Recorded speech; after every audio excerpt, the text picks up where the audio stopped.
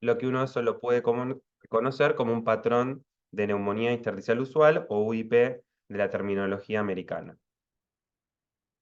Esto se ve más otra vez característicamente cómo se distribuye la afectación del pulmón, más que nada en el predominio de los lóbulos inferiores y a predominio subpleural. Entonces, básicamente lo que queremos destacar en este caso clínico era un hombre, exfumador, tenía rales velcro, acropaquias, un patrón de neumonía intersticial usual y ausencia de exposiciones ambientales o laborales de enfermedades intersticiales y sin evidencia de enfermedad autoinmune. Todo este escenario nos pone ante el diagnóstico de una fibrosis pulmonar idiopática. Pero lo importante acá, lo que queremos resaltar de este caso es la demora diagnóstica, ¿no? Es un paciente que ya viene con un funcional con bastante afectación, ya tiene manifestaciones claras de una enfermedad intersticial, con acropaquias, los velcro, y la verdad que hubo una demora en el diagnóstico. Pero esto no es algo que ocurre acá en nuestro servicio o en nuestro hospital, sino que es un problema a nivel mundial, ¿eh? Uno define la demora diagnóstica desde el tiempo que inició los síntomas al diagnóstico y a nivel mundial uno puede estimar entre 1 a 2 años y en el registro latinoamericano de fibrosis pulmonar idiopática fue de 12 meses de demora. Un poco queríamos reflexionar sobre estos puntos. Entonces, en este momento, Gabriela va a desarrollar estas preguntas que me parecen interesantes, que cuáles son las principales razones o determinantes para que se diagnostique tarde en la atención primaria, qué consecuencias clínicas tiene, porque si no, no sería relevante, y qué estrategias se pueden implementar o podemos implementar para tratar de que esta problemática no sea tan frecuente. Ahora sí, Gabriela. Bueno, gracias Mati por invitarme y gracias a todos por estar escuchando sobre estas enfermedades que, bueno, uno de los principales problemas que tenemos, gracias a Dios, es que son de baja prevalencia, o sea, son enfermedades que no ocupan digamos, los motivos de consulta más prevalentes en la práctica habitual del médico clínico. Básicamente, la fibrosis pulmonar idiopática sabemos que es una forma específica de enfermedad intersticial que, como su nombre lo indica, se caracteriza por tener fibrosis, es una patología claramente fibrosante. Idiopática es que su origen es típico de ella, o sea que es idiopático, que aún no podemos identificar el origen, la causa.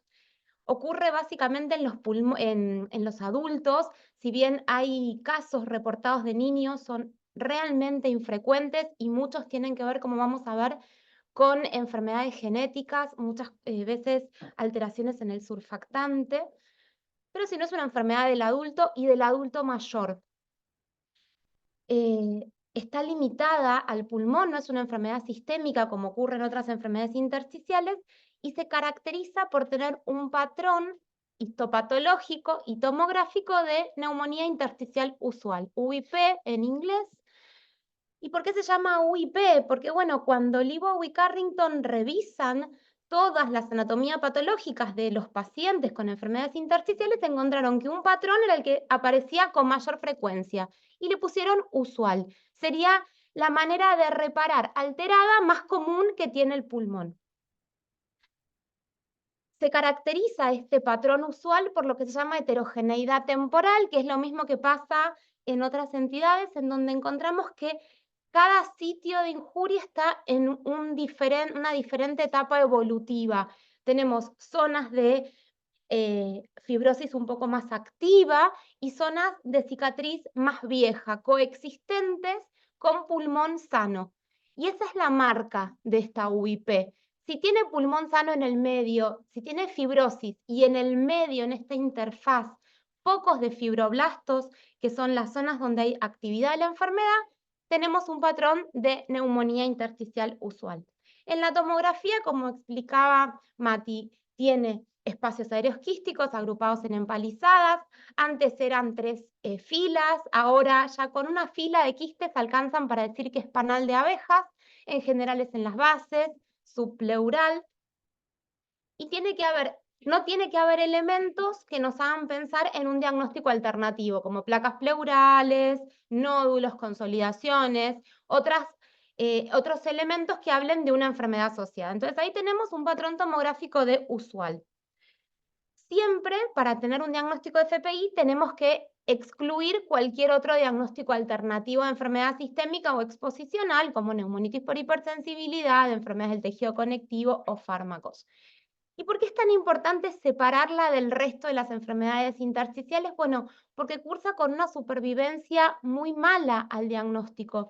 Antes del advenimiento de los tratamientos, la FPI cursaba con una supervivencia, una mediana de 2 años del diagnóstico, entre 2 a 5 años luego del diagnóstico. Y si uno compara con lo que ocurre con la mayoría de los tumores, tener FPI imprime mayor mortalidad que tener casi cualquier tumor de la economía, excepto por un pulmón o por un cáncer de páncreas, que estamos hablando que son los de mayor mortalidad. Entonces, es importante saber si realmente el paciente tiene una FPI o tiene otra cosa, y además porque contamos con tratamientos específicos. La historia natural de la fibrosis pulmonar idiopática es que el paciente empieza con cambios en la tomografía computada, que no van a ser tan exuberantes como lo que les mostré en la imagen ilustrativa, sino que empieza con reticulaciones, bronquiectasias de tracción, otros elementos. Puede tener aún patrón de UIP asintomático, pero va a aparecer la presencia de los estertores crepitantes de tipo velcro, que estos sí aparecen antes del inicio de los síntomas del paciente. Luego el paciente manifiesta síntomas, que va a tener disnea progresiva y tos, y a posteriori, en general, hacemos el diagnóstico. Y la historia natural sería que el paciente se supone o se postula que esta fibrosis pulmonar sería la consecuencia de un mecanismo de reparación alterada a una microinjuria, que en este caso sería desconocida porque es idiopática. Este mecanismo de reparación alterada por estas microinjurias repetidas y sostenidas en el tiempo llevaría a este patrón de reparación que está mal y que reemplaza el tejido pulmonar normal por fibrosis y va a ir declinando su función pulmonar. Y la velocidad de declinación de su función pulmonar no va a ser constante para nada en todos los casos, sino que va a haber pacientes que declinen más rápido y otros que declinen más lento. Y en el medio, exacerbaciones que por ahí vamos a encontrar en aquellos pacientes que se internan en terapia intensiva por exacerbaciones de FPI o en clínica. Y como decía Mati, hay algo que es clave, que más de la mitad de los pacientes con FPI en algún momento de su historial y en este paseo por los consultorios reciben diagnósticos alternativos como asma, EPOC, bronquiectasias, insuficiencia cardíaca, y hasta casi el 40% de los pacientes refieren que le han dado 3 o más diagnósticos alternativos antes de tener el diagnóstico. Entonces, creo que sí, que hoy en día cada vez menos, pero que todavía estamos ante una enfermedad de diagnóstico tardío. Y en esta publicación lo que se hizo fue encuestar 600 pacientes con fibrosis pulmonar idiopática, sacados de la fundación de FPI, y ellos encontraron en Estados Unidos que la mediana de tiempo desde el inicio de los síntomas hasta el diagnóstico fue de 7 meses con una gran variabilidad, que más del 40%, como les decía, tuvo por lo menos un año de demora al diagnóstico y casi el 20% más de 3 años, y que el 30% había visitado a su médico generalista al menos 4 veces antes de haber sido referido al especialista. El 75% había visto al menos 3 médicos antes de obtener su diagnóstico y, por supuesto, en muchos casos se habían hecho estudios y tratamientos innecesarios. Les mencionó Matías la publicación del REFIPI, o sea, esto ocurre en Estados Unidos, en Europa y, por supuesto, acá. Este es un registro latinoamericano de fibrosis pulmonar idiopática que participamos varios centros, en donde también el periodo desde los síntomas hasta el diagnóstico fue más o menos con una mediana de 1 año. Y esto tiene un impacto en el pronóstico, porque tener un diagnóstico más rápido hace que el paciente sea derivado a un especialista más rápidamente, obtenga su tratamiento, y esto va a tener un impacto en la supervivencia del paciente.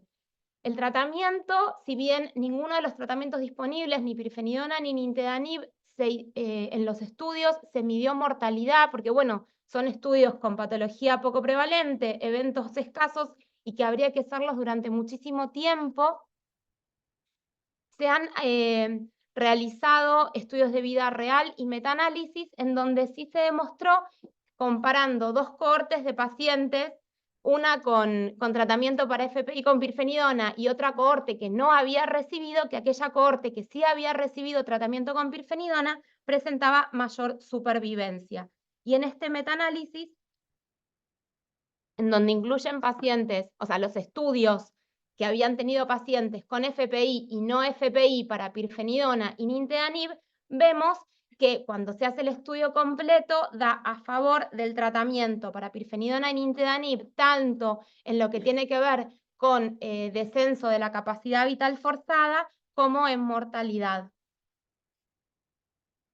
Entonces, como herramientas diagnósticas sabemos que la tomografía computada de alta resolución es mucho más sensible, por supuesto que los síntomas, por supuesto que la radiografía y más aún de las pruebas de función pulmonar para poder identificar a aquellos sujetos que son asintomáticos.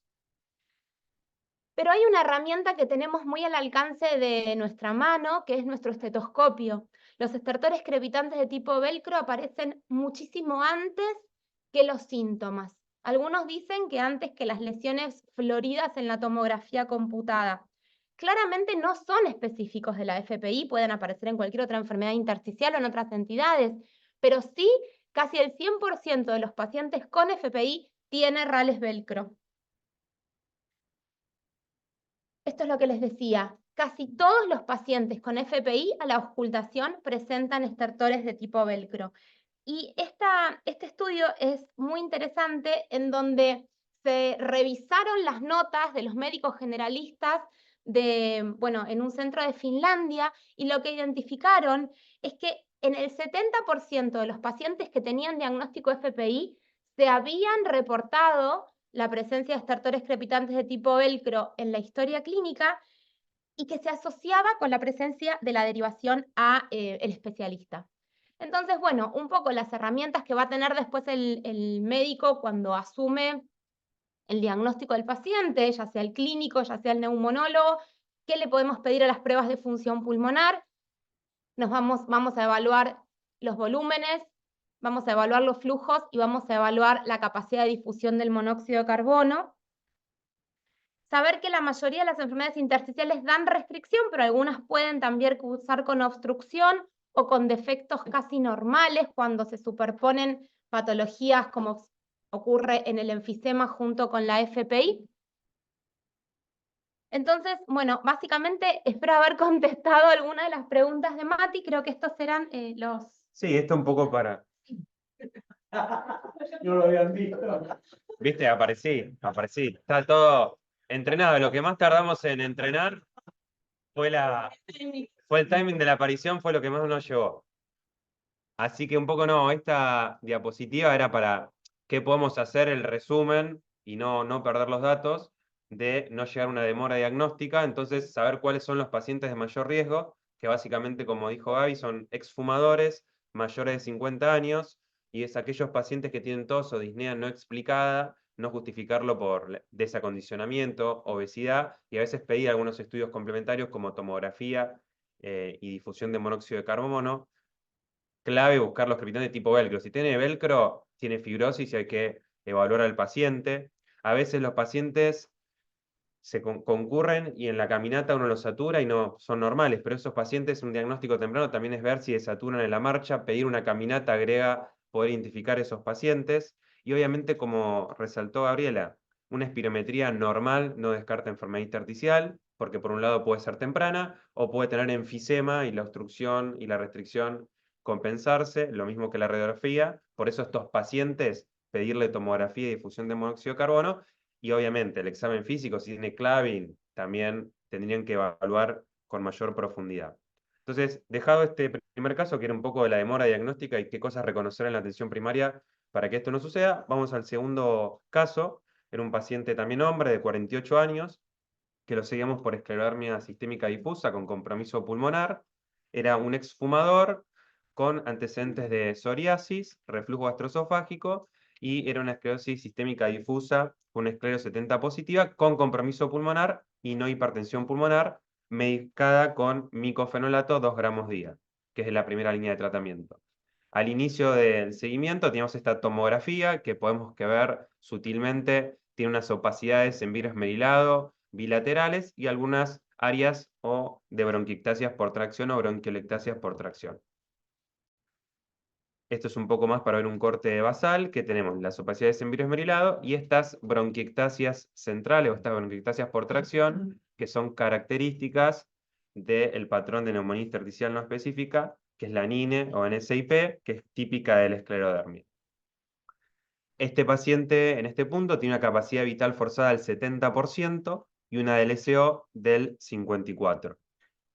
Pero vemos que en los controles sucesivos, esto más o menos fue alrededor de un año, hay una progresión del componente fibrótico, tiene mayor bronquiectasias por tracción, a predominios centrales, acá en estas áreas también tiene mayor bronquiolectasias por tracción, mayor extensión del vidrio esmerilado, y a veces lo que hemos aprendido en los años es que tenemos dos tipos de vidrio esmerilado, el vidrio esmerilado que es inflamatorio, que suele estar en áreas que no hay fibrosis, y a veces si ese vidrio esmerilado está en áreas de panalización, bronquiectasias por tracción y demás, suele ser un virus esmerilado fibrótico, que el pulmón en esas áreas de fibrosis se desinsufla y parece o da la imagen de un virus esmerilado, pero realmente es un patrón fibrótico. Obviamente que con esta evolución tuvo una caída de la función pulmonar, con una caída de 11% de la capacidad vital y un poco más marcada en cuanto a la difusión. Entonces, lo que queríamos resumir en este caso es que tenemos un paciente con una enfermedad autoinmune, como es la esclerodermia sistémica difusa, en tratamiento inmunomodulador, pero tenemos progresión de la extensión de la fibrosis en la tomografía, declinación de las pruebas de función pulmonar y progresión de la disnea. Y esto en lo que los últimos años, te diría hace 2 años más o menos aproximadamente, cada vez se habla más de lo que es la fibrosis pulmonar progresiva, que es más frecuente que lo puedan escuchar como FPPP, y básicamente en el 2022 hubo un consenso para poder definir qué es lo que hablamos cuando hablamos de una fibrosis pulmonar progresiva, y básicamente debe tener dos requerimientos: que empeore los síntomas respiratorios, que tenga una declinación de la función pulmonar, 5% de capacidad vital o 10% de LSO, y que tenga una progresión del componente fibrótico en la tomografía de tórax. Un poco también en los últimos años hubo un cambio en lo que es la interpretación del mecanismo fisiopatológico. Históricamente teníamos que las pacientes con enfermedad autoinmune tenían inflamación crónica y ello llevaba a la fibrosis, y después algunas otras patologías había algún desencadenante como lesión en el epitelio alveolar o de la microvasculatura que llevaban directamente a la fibrosis. Pero lo que vimos en los últimos años, o se pudo determinar, que aquellos que empezaban con una inflamación crónica, en algún momento de la evolución esa fibrosis se podía autoperpetuar, que no necesitaba persistir el estímulo inflamatorio para seguir generando fibrosis. Entonces por eso se empezó a hablar de la fibrosis pulmonar progresiva. Este es más que nada para que tengan un panorama inicial de todas las causas de enfermedad intersticial, y lo que está en celeste es el porcentaje de estas enfermedades que puede evolucionar con una fibrosis pulmonar progresiva, alrededor del 30%. Entonces, en esto, básicamente queríamos un poco resaltar cuál fue el cambio que introdujo esta nueva definición en la práctica clínica, si hay algunas limitaciones de estos criterios propuestos y qué cambió con respecto al tratamiento y el grado de evidencia. Bueno, entonces volvemos un poquito a la clasificación de las enfermedades intersticiales. Dijimos que las podemos clasificar de diferente manera. A nosotros los médicos nos encanta clasificar, o al menos a mí, me encanta clasificar por causa, tipo Aristóteles, todo y clasificamos causa conocida, desórdenes primarios o idiopáticas cuando no le puedo poner una causa aparente. Las de causa conocida serían, como esta paciente, una enfermedad del tejido conectivo. Asociadas a desórdenes primarios, el paradigma es la sarcoidosis, o sea, es una enfermedad que en el fondo no sabemos por qué se produce, pero es una entidad única, es un síndrome, entendemos cómo, digamos, los elementos que aparecen en el paciente, es una entidad claramente establecida, una entidad nosológica clara. Y después, cuando no podemos encontrar la causa, le ponemos el rótulo de idiopático. Pero las podemos mezclar todas de vuelta y pensar primero en los patrones de reparación. Quizás un paciente con artritis reumatoidea puede tener un patrón parecido al de la FPI y no tener una FPI. El paciente con una esclerodermia puede tener un patrón como el de neumonía intersticial no específica, que si no tuviera la esclerodermia sería idiopática, y lo mismo ocurre con las por exposición. Entonces surge, como empezamos a pensar, bueno, hay fibrosis pulmonar, o sea, esta cicatrización que veíamos al principio. Esta fibrosis ocurre siempre en el paciente con FPI. El paciente con FPI siempre se repara de esta manera y esta manera no necesita, como explicaba Matías, el gatillo constante para seguir perpetuándose solita, aunque ya estemos, aunque ya hayamos separado la causa, va a seguir por ese camino. Algunas autoinmunes, porque las autoinmunes, la mayoría, no tienen este comportamiento fibrosante y progresivo. Algunas de las exposicionales, algunas farmacológicas y pocas de las coniosis, algunas vinculadas al tabaco. Entonces, si volvemos a mezclar todo, como veíamos al principio, independientemente de la etiología, también tenemos que ver cómo se comporta ese paciente en particular.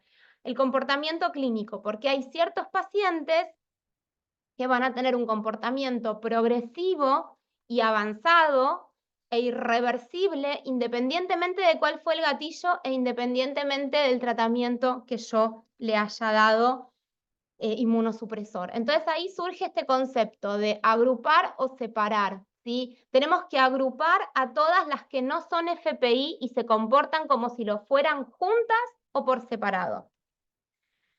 Surge este concepto, como explicaba Matías, del fenotipo fibrosante progresivo, que ahora no se llama más fenotipo, sino que se llama fibrosis pulmonar progresiva, pero es básicamente lo mismo. Es este subset de pacientes que sin tener una FPI se comportan como si la tuvieran. Estos son los criterios que tiene que cumplir el paciente para tener una fibrosis progresiva. Pero ojo, la fibrosis progresiva no es una enfermedad en sí misma. Yo no puedo poner diagnóstico de fibrosis progresiva. No, el paciente tiene una fibrosis de alguna etiología o vinculada a algo o idiopática que adquirió este comportamiento progresivo. Fíjense el punto de corte de la capacidad vital forzada y la DLCO. La FBC es del 5% en valor absoluto. Realmente es muy poquito. Está muy en el límite con lo fisiológico o con la caída habitual de un paciente con enfermedad intersticial. Y la DLCO del 10% también es baja porque la DLCO, como saben, es multifactorial, depende de un montón de otros, tiene que ver con 3 compartimentos, el comportamiento vascular, la membrana y el comportamiento alveolar. O sea, cualquier alteración en esos compartimentos me va a modificar el valor de la DLCO. Entonces, creo que una de las limitaciones que tiene es que son realmente muy ceñidos y que es fácil que el paciente caiga y por ahí no tiene una fibrosis pulmonar progresiva. Creo que lo han hecho de esta manera como para poder pesquisar la mayor cantidad de pacientes. Pero recordemos que esto no define una enfermedad en sí misma, sino que habla de un comportamiento. En las guías estas que mencionaba Matías, la fibrosis progresiva se define por separado de la FPI, y como decíamos, no define diagnóstico, sino un comportamiento de la enfermedad de base. Y tienen valor pronóstico. Todavía no sabemos si definen o no la indicación de un tratamiento, definen progresión de la enfermedad. Pero este paciente, además de tener una progresión, tenía una esclerosis sistémica, que es una enfermedad autoinmune, con el daño microvascular, todo lo que ya sabemos, riesgo de hipertensión pulmonar, clave el manejo interdisciplinario con los reumatólogos. Y no es menor la enfermedad intersticial en la esclerosis sistémica. Sabemos que es muy frecuente y es una de las causas de muerte más importantes para el paciente con fibrosis pulmonar con esclerodermia. Porque hoy en día los pacientes, gracias a Dios, con esclerodermia viven más tiempo, ha mejorado el manejo, entonces ha mejorado el manejo clínico de las crisis renales. Entonces, lo que antiguamente era la primera causa de muerte, que era la crisis renal, hoy en día es bajísima y ha aumentado el riesgo de hipertensión pulmonar y de fibrosis pulmonar, porque ha aumentado la supervivencia y el mejor manejo de estos pacientes.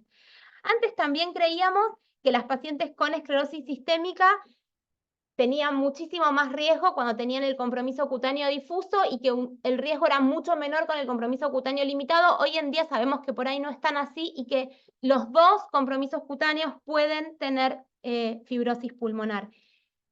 Que por supuesto hay algunos pacientes que van a tener mayor riesgo de desarrollar fibrosis pulmonar y mayor riesgo de progresión, y esto sí va a tener que ver con un compromiso cutáneo importante o rápidamente progresivo, elementos de inflamación o reactantes de fase aguda en el suero, reflujo gastroesofágico, edad avanzada, varones, un bajo estrato socioeconómico también, se asocia con mayor riesgo de compromiso cutáneo y mayor riesgo de progresión. Entonces, el paciente, si tiene una enfermedad intersticial por esclero y además tiene alguno de estos elementos, ese paciente tiene mayor riesgo de tener una fibrosis progresiva por esclerodermia. No sé si me llevo a explicar. Si tiene mucho reflujo, si fuma, si tiene hipertensión pulmonar, compromiso articular, reactantes de fase aguda, mucho compromiso cutáneo, una capilaroscopía muy activa, todo eso se va a asociar. Obviamente, el esclero 70 positivo también, porque es un factor predictor de compromiso pulmonar. Pero aquellos pacientes que ya tienen panal de abeja o que tienen un compromiso tomográfico más importante también tienen mayor riesgo de progresar a futuro. En esclerosis sistémica uno debiera de ofrecer tratamiento a la inmensa mayoría de los pacientes. Yo creo que acá tendría que modificar la pregunta y es ¿a quién no tratar? Al que no tengo que tratar es el que tiene, por supuesto, que no tiene compromiso intersticial, o el que tiene un compromiso intersticial muy insignificante. Tiene que ser muy localizado, menos del 20%, sin elementos de fibrosis, sin ningún otro factor de riesgo, con pruebas de función pulmonar normal, asintomático. Ese paciente por ahí podemos evaluarlo en el tiempo muy cuidadosamente y ver qué pasa. Pero si no, por default, la inmensa mayoría va a recibir tratamiento, por supuesto, con inmunosupresores.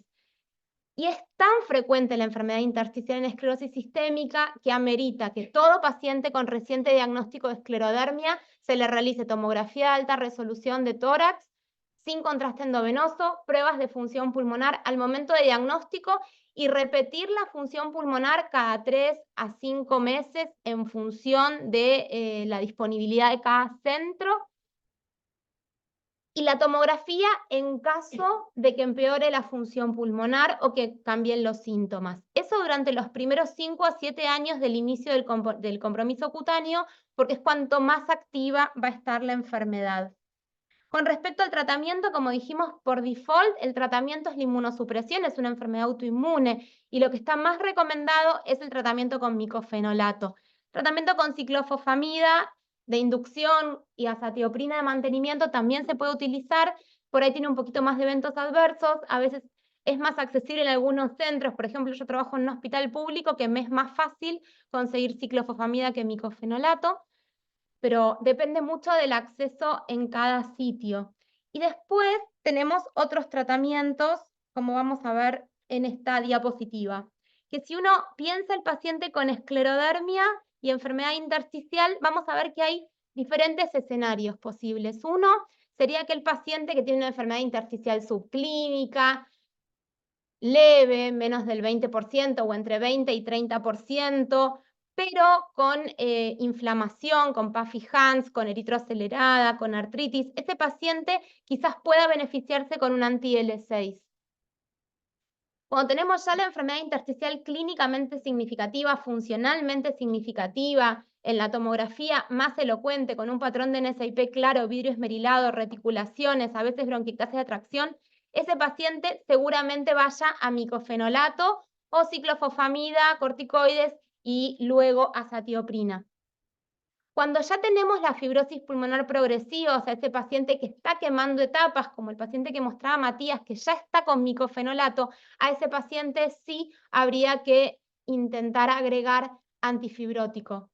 Y después tenemos las formas rápidamente progresivas, en donde acá el tratamiento quizás es o el rituximab y evaluar el trasplante autólogo de células. Además, en todo caso, en todos los pacientes no hay que olvidarse que el tratamiento no es solamente lo farmacológico, interdisciplinario con gastro, reumato, clínica, dermatología, creo que esclerodermia, cardio, ven todas las especialidades del hospital. Tenemos que optimizar todo lo que tenga que ver con reflujo, porque sí, el reflujo puede ser un gatillo para seguir exacerbando la enfermedad intersticial, que deje de fumar si está fumando, las inmunizaciones, el oxígeno si lo necesita, y la rehabilitación. Bueno, la nueva aparición nuevamente. Ya está más afectado, ¿viste? Bueno, no, entonces vamos con el tercer caso. Este es un paciente hombre de 57 años que más que nada consulta por un seguimiento de una fibrosis pulmonar idiopática. Como antecedentes relevantes, el padre había tenido una fibrosis pulmonar idiopática, era no fumador y venía con un diagnóstico hace 3 años. Interrogándola, tenía una historia de plaquetopenia o de PTI que había resolvido espontáneamente y venía obviamente medicado con nintedanib, que es el antifibrótico. Pero al examen físico, como dato relevante, el señor, si bien era canoso y es frecuente por una edad mayor uno tenga canas, pero uno le preguntaba y se había quedado canoso a los 20 años. O sea, tenía un encanecimiento temprano, que la verdad que es un dato importante y que a veces suele pasarse en la consulta. Al examen físico, como era esperable, tenía rales crepitantes de tipo velcro. Pero lo más relevante en este caso era el antecedente familiar y el encanecimiento temprano del paciente. En la tomografía tenía un patrón de neumonía intersticial usual, como venimos comentando, básicamente a predominio basal y subpleural. Y en los cortes bajos, digamos, del abdomen, se veía que tenía esplenomegalia. Por esta esplenomegalia se le pidió un fibroscan y en el fibroscan se vio que tenía una cirrosis hepática. Entonces, si uno quisiera reconstruir la historia de este paciente, que parecía algo sencillo, pero la verdad que no lo es, y a veces por pasar desapercibidos estos diagnósticos se pierden oportunidades importantes. Era un paciente con enfermedad intersticial que tenía un antecedente familiar de primer grado, que era el padre. La verdad había comenzado a una edad temprana y como dato clave tenía encanecimiento temprano, cirrosis hepática, un trastorno ahí, si quiere decirse, de las plaquetas. Entonces, podemos decir que tenía, interpretando el paciente, una fibrosis pulmonar familiar y secundaria a un síndrome de acortamiento telomérico, una causa genética. Conceptualmente, la fibrosis pulmonar familiar es cuando al menos dos familiares dentro de la misma familia desarrollan fibrosis pulmonar. Es un 25% de todas las causas de fibrosis pulmonar idiopática, o sea que no es tan bajo. Y una de las causas es el síndrome de acortamiento telomérico. ¿Cuándo lo vamos a sospechar? Y bueno, cuando hay anormalidades hematológicas, alteraciones hepáticas, cirrosis o también hepatitis. El encarecimiento temprano es algo sencillo de poder diagnosticar y obviamente si presenta disqueratosis congénita. Entonces, en esto también uno se pregunta, bueno, ¿es importante que sea una fibrosis pulmonar familiar? ¿Me cambia algo? En la Argentina podemos hacer los test genéticos de este tipo de alteraciones y qué consideraciones tienen que sea una fibrosis pulmonar familiar y quizá por un síndrome de acortamiento telomérico. Bueno, pero vení de este lado. No, me quedo acá. Yo lo veo acá, lo veo acá. Me gusta parecerlo, practiqué tanto que... Claro, ¿no? Bueno, vimos que cuando vimos el primer caso, yo les comentaba que la fibrosis pulmonar idiopática es una enfermedad del adulto y del adulto mayor, porque hay como un continuum entre lo que tiene que ver con envejecimiento, tabaquismo, que sabemos que es un acelerador del envejecimiento, y patologías como enfisema, fibrosis pulmonar y cáncer de pulmón. Está todo como dentro de un mismo espectro.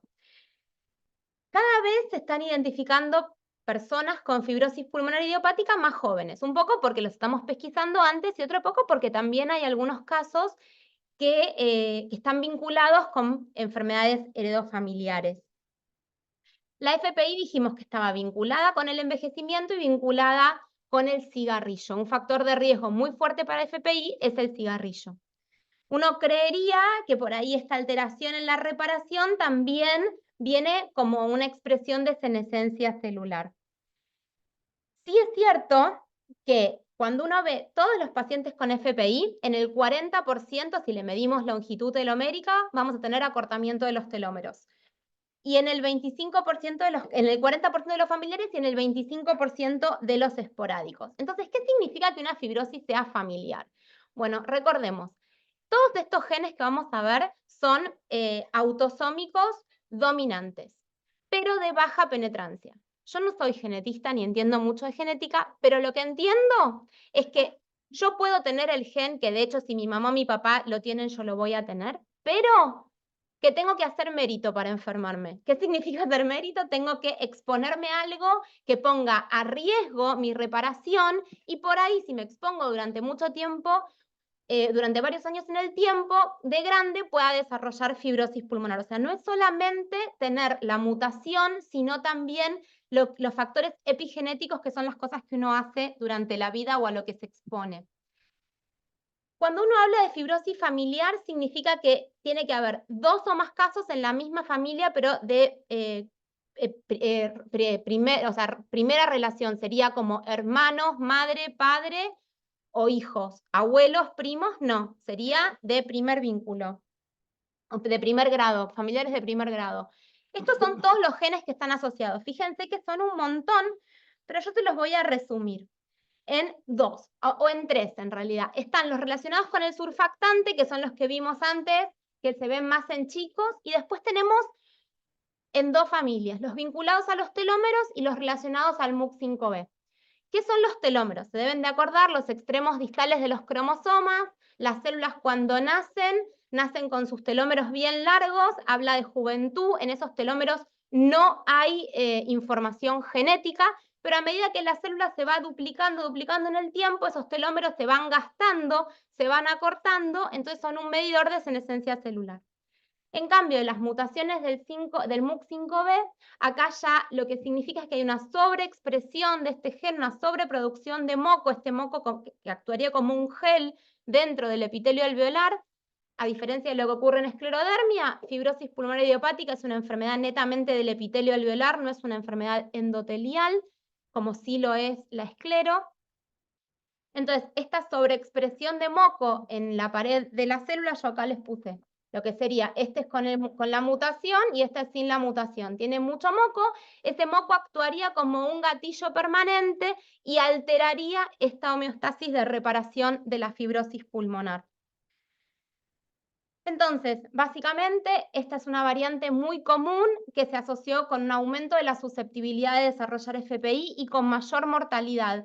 ¿Y esto en quiénes lo encontraron? En FPI, en neumonitis por hipersensibilidad y en artritis reumatoidea, que son las 3 enfermedades en donde el blanco está en el epitelio alveolar. No así en esclerodermia o en miositis. Después tenemos las mutaciones de los telómeros. Puede ser, o en general son diferentes tipos de mutaciones, hay más, pero se asocian, estas sí, con fibrosis pulmonar idiopática, no específica, artritis reumatoidea, otro tipo de fibrosis.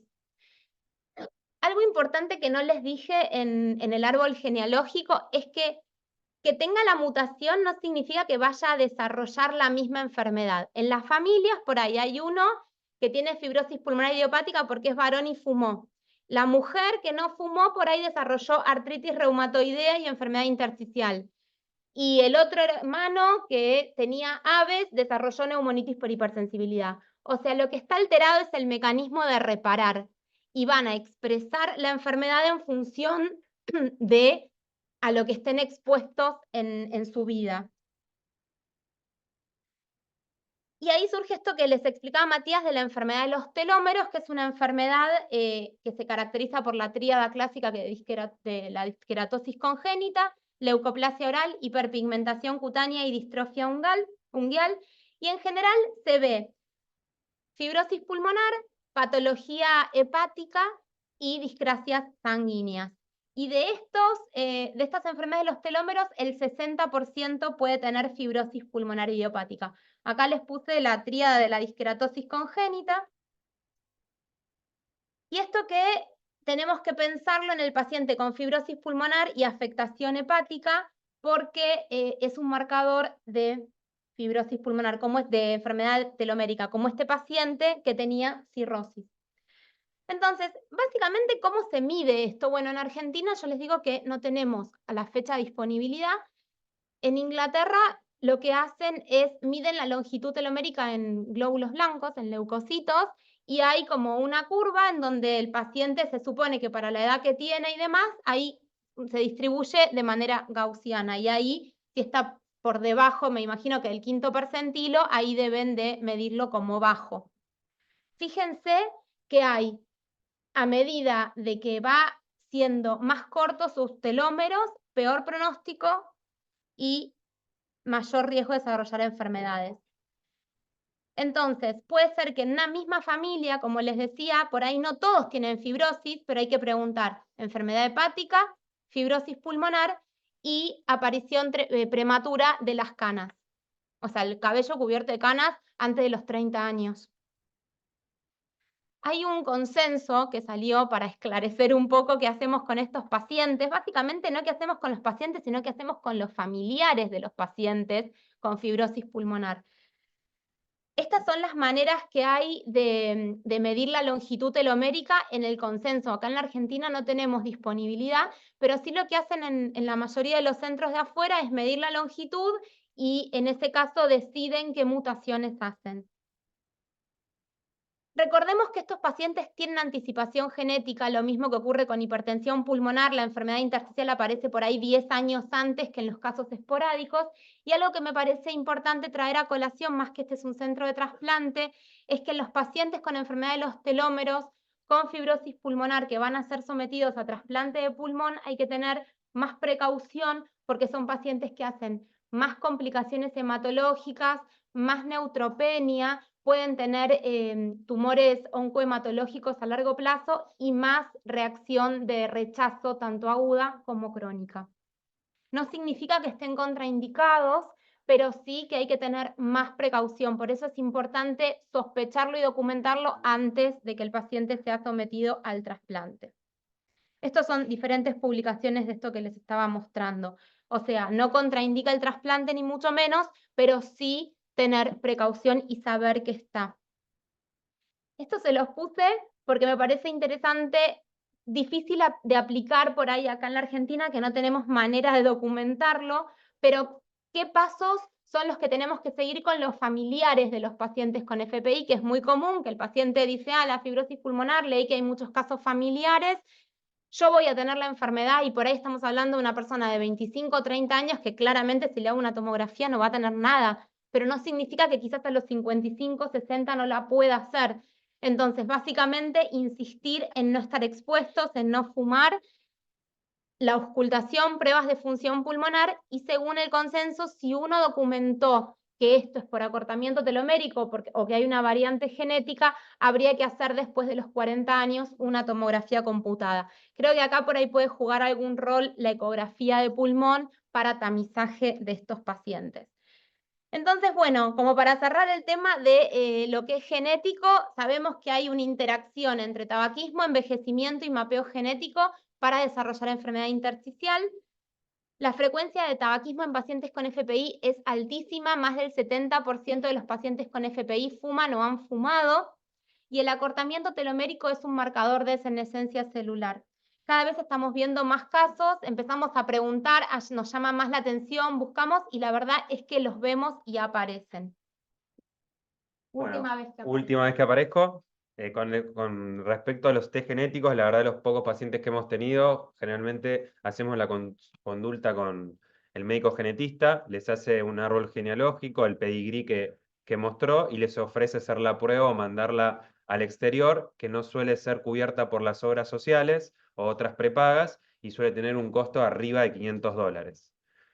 Bueno, vamos con el último caso, así ya terminamos con este popurrí.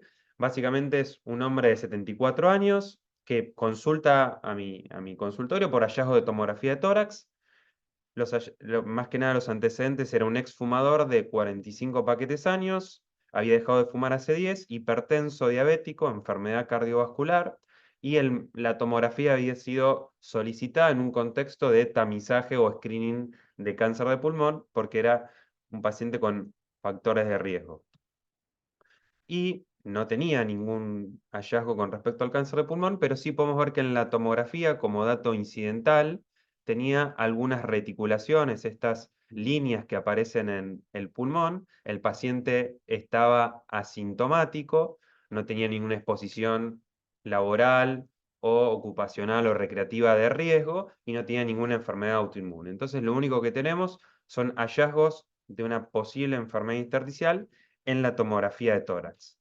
Y esto en lo que en los últimos años se conoce como anormalidades intersticiales inespecíficas, que lo van a conocer con ILA, que básicamente son que deben tener una extensión mayor del 5%, pueden ser fibróticas o no fibróticas, fibróticas que tengan un quiste, una bronquiectasia por tracción, o no fibróticas, un vidrio esmerilado, y pueden ser subpleurales o no subpleurales, y que por tanta solicitud de tomografías estamos entendiendo qué pasa con estos pacientes o qué implica tener esto para poder hacer el seguimiento. Entonces, en este punto, le quería preguntar a Gaby qué es una ILA, qué no es una ILA, qué relevancia es reconocerlas y cómo hacemos el seguimiento. Bueno, como decía Matías, las anormalidades intersticiales pulmonares aparecen cada vez más y lo que es importante, a mi entender, dejar claro es que esto aparece en un paciente que se hizo una tomografía que se le pidió por otra causa. O sea, no es un paciente que tiene síntomas respiratorios, no es un paciente familiar de un paciente con fibrosis pulmonar, no es un paciente con una enfermedad del tejido conectivo que estoy buscando una enfermedad intersticial, no es un paciente que cría palomas y que le busca una enfermedad intersticial. Este se hizo la tomografía a veces por algo abdominal y que aparece en las regiones inferiores de los pulmones cuando en el scan de abdomen, y lo informan y le dicen al paciente vuelva que le repetimos la imagen en tórax, o por el seguimiento a un nódulo, por ejemplo, o por un traumatismo. Tiene que ser algo que no tiene nada que ver con los síntomas o asociaciones de enfermedades intersticiales. Algo que también es importante es que no tiene que tener rales velcro, porque si el paciente tiene rales velcro está enfermo. Este paciente no sabemos si está enfermo, no sabemos si ahora está enfermo, si se va a enfermar en 10 años, en 5 años, qué va a suceder con este paciente. Si tiene rales velcro, no es una ILA. Si tiene alteraciones en la espirometría, en la DLCO, en la prueba de la marcha, tampoco. Si aparecen anticuerpos, tampoco. O sea, es un paciente que hay que pasarlo, digamos, por un tamizaje bastante exhaustivo para realmente poner el rótulo de que es una ILA. Porque la ILA la vamos a seguir en el tiempo, en general. Son estas anormalidades que aparecen, que tienen que aparecer por lo menos en el 5% de una zona, pero no habla de máximo. O sea, por ahí es florida en la tomografía, pero ese paciente algo clínico, al examen físico, al interrogatorio o en los estudios complementarios, seguramente vaya a tener. Creo que el riesgo de las ILAs es esto, es sobrediagnosticarlas. Son más frecuentes en fumadores que en no fumadores, y se asocian a veces también al desarrollo de enfermedad neoplásica. O sea, van por ese lado, por el lado de la alteración en la reparación. Se dividen en 3 clases: subpleurales, no subpleurales, y las subpleurales en fibróticas o no fibróticas. Imagínense que las que más nos van a importar van a ser las subpleurales y fibróticas. Este es un paciente que yo tengo en mi consultorio, que lo sigo desde el 2019, en donde si lo buscamos y lo miramos, encontramos que están estas reticulaciones que le sobran. El paciente no tiene nada en el examen físico. Yo lo vine siguiendo durante todos estos años y hace un año el paciente deteriora levemente la capacidad vital forzada. Deteriora un 10% la FBC. ¿Qué hacemos? Se la repito, la FBC sigue estando baja. Lo mando a hacer gimnasia, lo mando a hacer rehabilitación, a ver si realmente puedo mejorar el estado basal del paciente, y se quedó clavado ahí. Bueno, lo que le propuse es hacer una biopsia de pulmón. Por supuesto, el paciente no volvió a verme después de todos estos años, no volvió, pero bueno, ya va a volver. Lo cierto es que amerita control en el tiempo, estar bien seguros, y creo que ante la duda lo que sigue el paso es la biopsia de pulmón, porque también uno está queriendo poder establecer un diagnóstico de lo que está pasando. La Sociedad Fleischner, que es la Sociedad de los Radiólogos, digamos que clasifica por primera vez en el 2020 estas siglas, las describe y, digamos, explica cómo tienen que seguirse, ¿no? Y básicamente esto, ¿no? De que sí es una ILA cuando es incidental, cuando no hay sospecha clínica, puede ser virus esmerilado, retículo, bronquiectasias de tracción, panal de abejas, que comprometa al menos una zona del pulmón, una zona pulmonar, pero no son ILAs cuando son, por ejemplo, atelectasias dependientes de la gravedad. No sé si alguna vez les pasó que los pacientes por ahí que están con sobrecarga de volumen van a hacerse la tomografía, ahora no pasa tanto, pero antes van a hacerse la tomografía, por ahí lo dejan un ratito acostado en el tomógrafo, después hacen la imagen y aparecen en las zonas declives del pulmón como vidrio esmerilado bilateral. Y uno dice, ah, es una enfermedad intersticial, bueno, lo damos vuelta al paciente y en decúbito prono desaparecen. Esas no son hilas, porque son dependientes de gravedad, es agua. A veces también alrededor de los osteofitos puede haber cierta fibrosis focal, eso no lo es, no debe ser informado como tal, tampoco los nódulos centrolobulillares en vidrio esmerilado del fumador, la patología del fumador, eso no es SILA. Y enfermedad intersticial subclínica en un paciente con enfermedad del tejido conectivo, con exposición, con antecedentes familiares, ese claramente no es SILA y lo tenemos que estudiar y tenemos que hacer todo para establecer un diagnóstico de lo que está pasando. Las que son subpleurales, más bien fibróticas, se controlan, no se sabe cada cuánto. Yo personalmente en el consultorio lo que hago es, les pido función pulmonar cada 3 a 4 meses, espirometría del SO, los controlo bien de cerca y los ausculto. Y cuando modifican en algo, o la auscultación, o las pruebas de función pulmonar, repito, la tomo, veo cómo está, y en función de eso decido si biopsia o si ya se recibió de alguna otra enfermedad intersticial.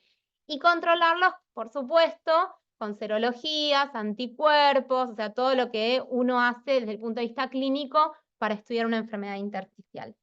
Bueno, creo que terminamos. No sé si hay preguntas. Bueno.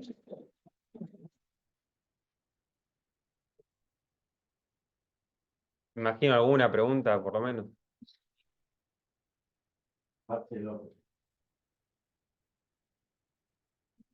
¿Qué? No, está muy bien, una hora. Con respecto, bueno, gracias por la charla.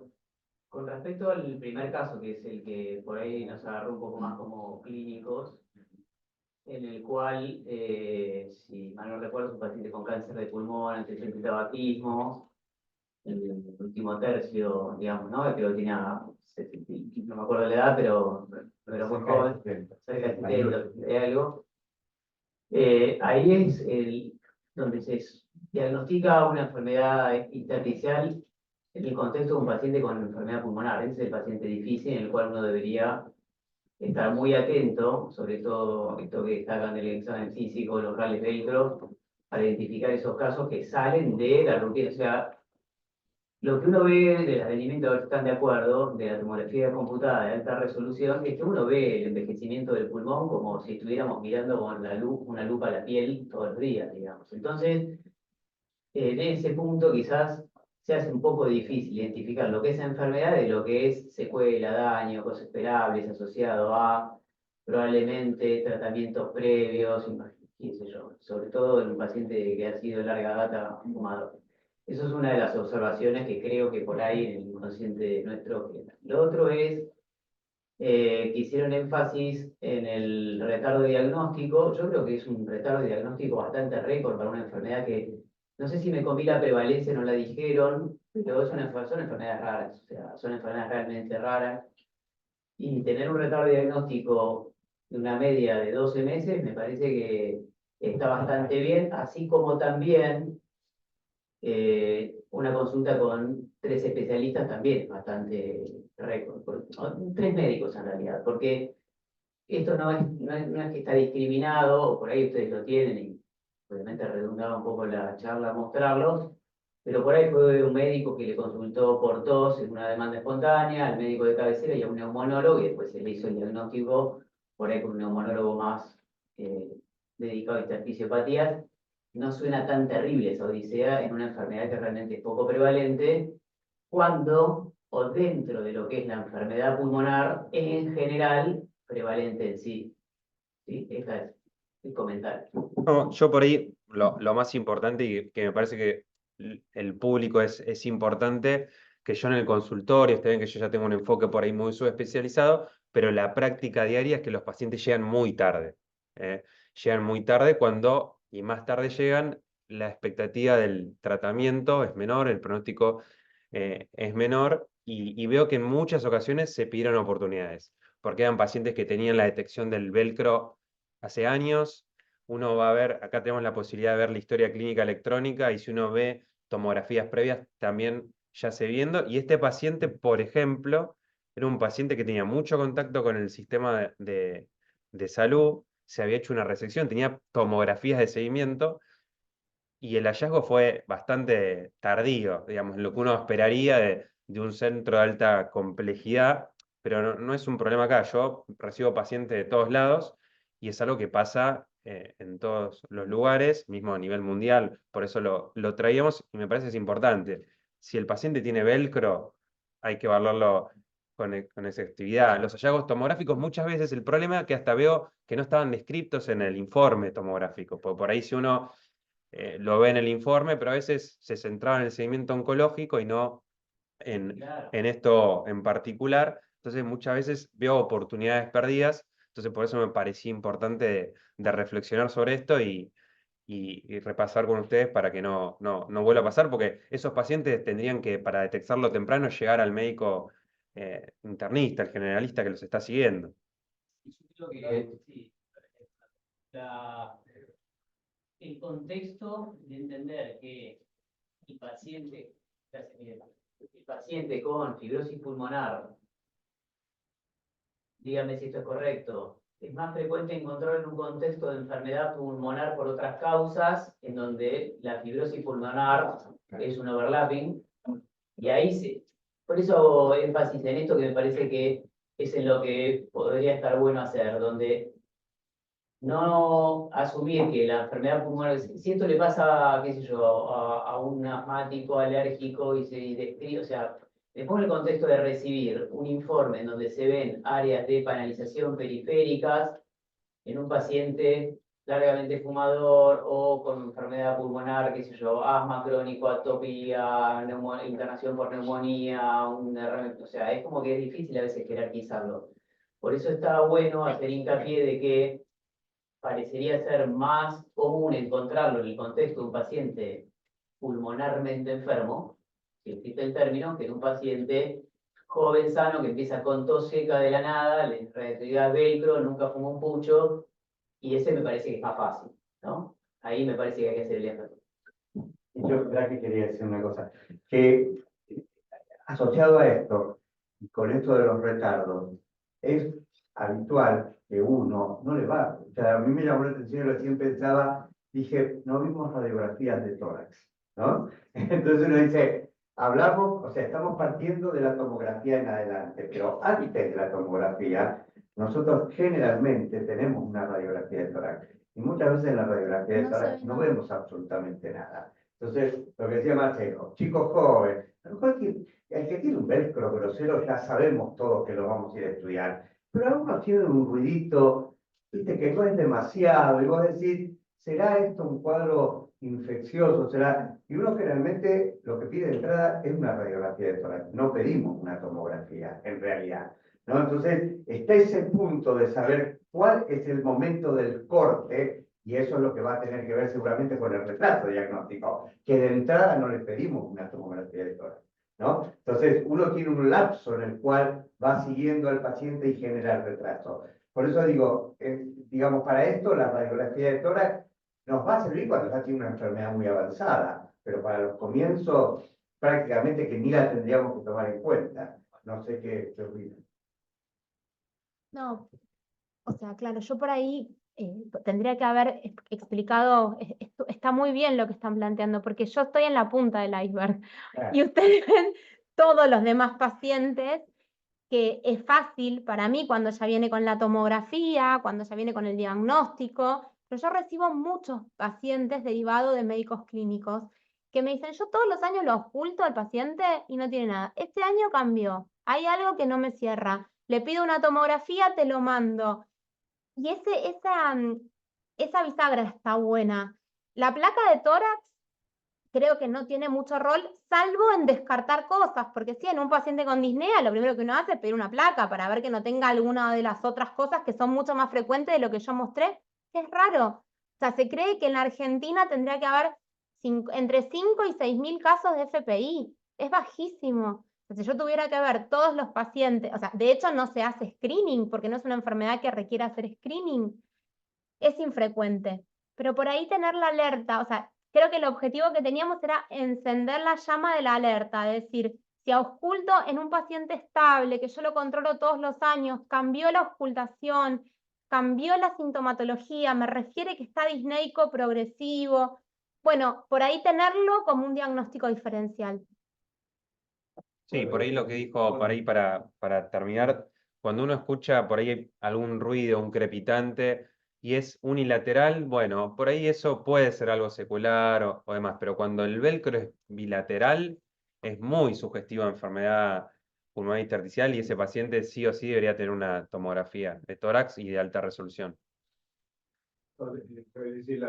Buenísima la charla, me pareció, o sea, repasar todo el tema, ver un poco las novedades, estuvo muy buena y mirar las imágenes, así que yo, viendo un poco lo que recién decía, que nosotros vemos en todo, nosotros vemos pacientes hipertensos no diagnosticados, hipertensos diagnosticados no medicados, hipertensos diagnosticados medicados y que no toman la medicación, colesteroles que todavía están pendientes de ver de las estatinas, y sobrepesos que no pueden, todavía no logramos que hagan actividad física. Entonces, lo que nosotros vemos es que hay mucha patología o una sumatoria de patologías en las cuales tenemos poco para hacer, para cambiar el rumbo. Incluso en estas que estoy nombrando, donde uno tiene clara evidencia de que cambias muchísimo el rumbo, cuesta que, que haya adherencia del paciente y probablemente también como actuamos nosotros como sociedad.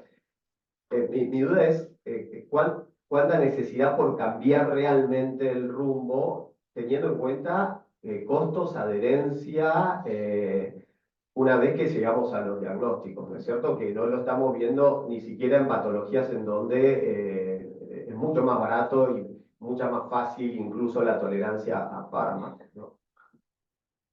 Sí, yo creo que desde el punto de vista sanitario esta enfermedad no le debe importar a ni, o sea, pienso que no es prioritario, o sea, claramente, si yo fuera, no sé, si yo estuviera en un lugar de sanitarista, creo que no, la última enfermedad por la que me ocuparía es la que más me gusta, no tiene que ver con eso, pero sí es como, no sé, yo lo veo que al paciente que lo identificamos, no sé en los números, creo que si está estudiado, no debe dar como la intervención que puede dar una vacuna o la intervención que puede dar la hipertensión.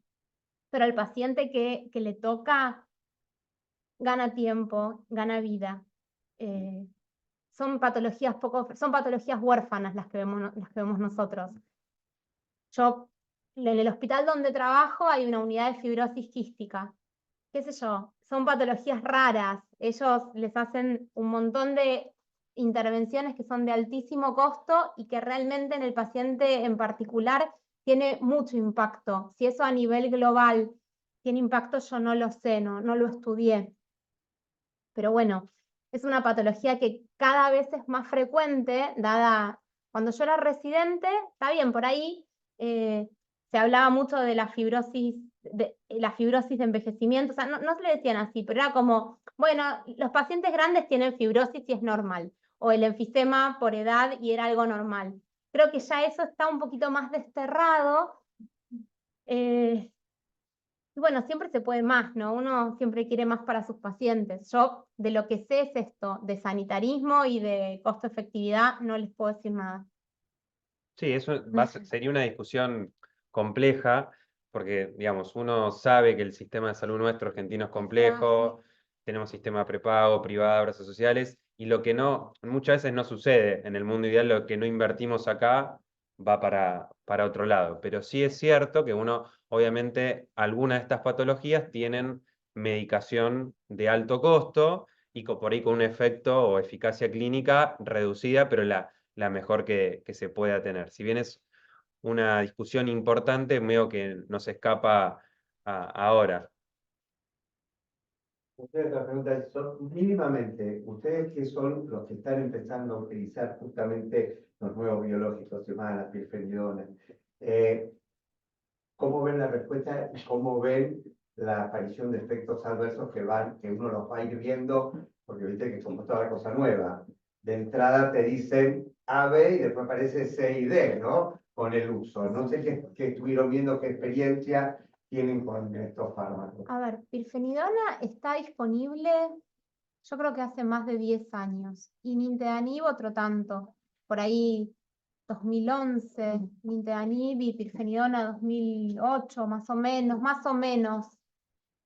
Los eventos adversos, esto es solamente, digamos, hablando de FPI, ¿no? Porque después el resto tienen otros tratamientos que algunos no son tan caros, porque bueno, el micofenolato es caro de bolsillo para el paciente, pero la verdad, claro, la ciclofamida, la satioprina, estamos hablando de drogas que por ahí no son caras. Pero bueno, hablemos de lo que es pirfenidona, nintedanib. ¿Son caros? Sí. ¿Tienen eventos adversos? Sí. Más del 50% de los pacientes hacen eventos adversos, pero en más del 80% de ellos son leves y los podemos manejar. Es muy raro, debo tener 2 o 3 pacientes que no han tolerado ni uno ni el otro, que no he podido switchear, que no he podido titular dosis, pero creo que acá se da algo particular que es la implacabilidad de la enfermedad.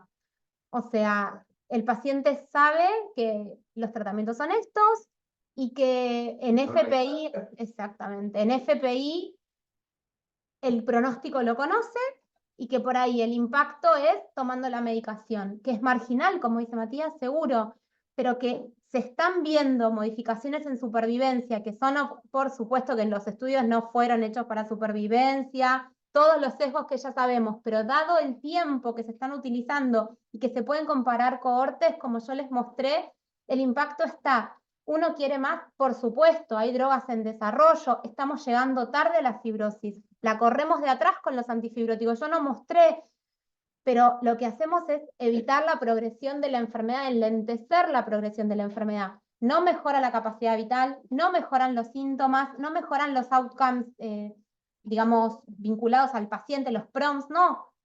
Pero bueno, la estamos corriendo de atrás con lo que tenemos hoy. Antes no teníamos nada y creo que en el futuro vamos a tener mejores fármacos que están en desarrollo.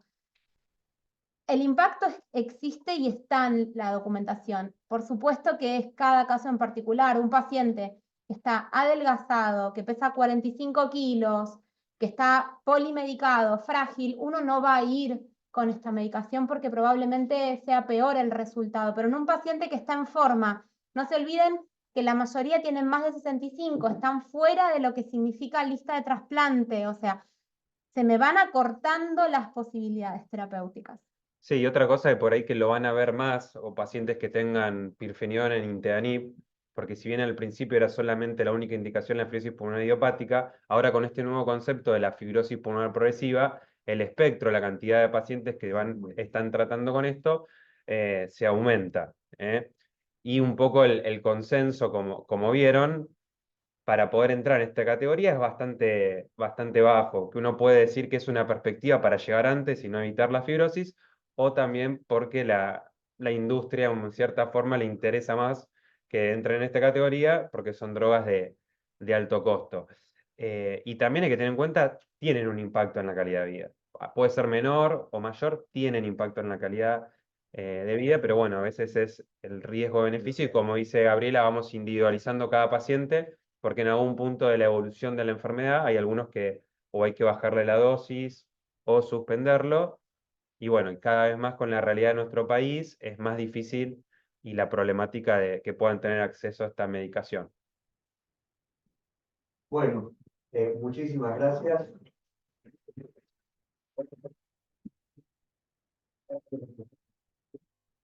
Vimos todo, ¿eh? Qué bárbaro, muy bien. ¿Cuánta gente, Qué no? bueno que estuvo siempre. En los Ateneos acá hay mucha gente. La verdad que muy lindo, me encantó. Me encantó. La verdad, muy bueno, che, me gustó. ¿Qué haces, Marce? ¿Todo bien? Me gustó mucho. Muy bueno. Muy, muy bueno. Dejar de compartir. Cierro. Salir. Epa. Ah,